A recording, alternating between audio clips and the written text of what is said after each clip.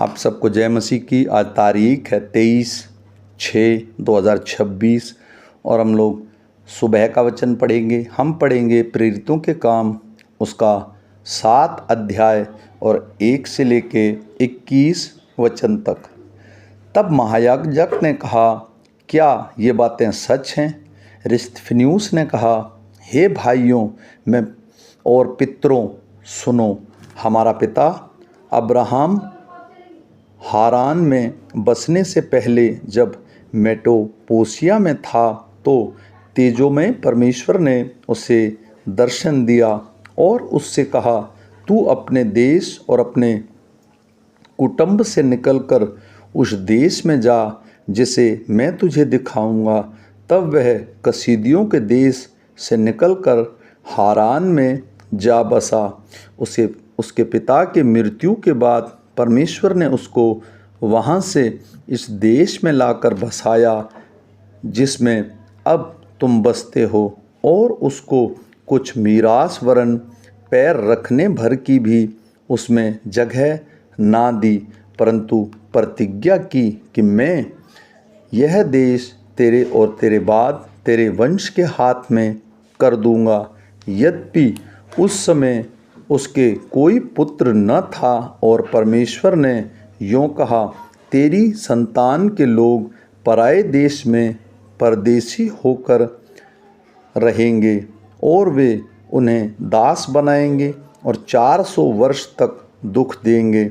फिर परमेश्वर ने कहा, जिस जाति के वे दास होंगे उसको मैं दंड दूंगा और इसके बाद वे निकलकर इस जगह मेरी सेवा करेंगे। और उसने उनसे खतने की वाचा बांधी और इसी दशा में इसहाक उससे उत्पन्न हुआ और 8वें दिन उसका खतना किया गया। और इसहाक से याकूब और याकूब से 12 कुलपति उत्पन्न हुए।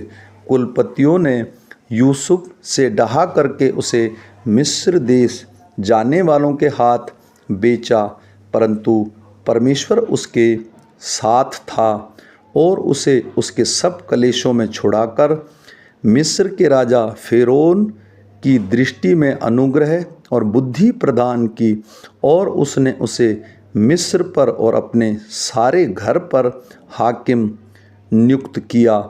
तब मिस्र और कानान के सारे देश में अकाल पड़ा, जिससे भारी क्लेश हुआ और हमारे बाप दादाओं को अन्न नहीं मिलता था। परंतु याकूब ने यह सुनकर कि मिस्र में अनाज है, हमारे बाप दादाओं को पहली बार भेजा।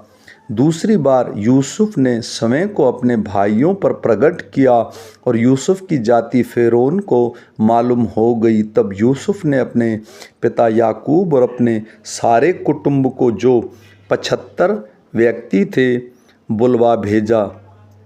तब याकूब मिस्र में गया और वहाँ वह और हमारे बाप दादे मर गए। उसके शव शेकेम में पहुँचाए जाकर उस कब्र में रखे गए जिसे अब्राहम ने चांदी देकर शेकेम में हमोर की संतान से मोल लिया था।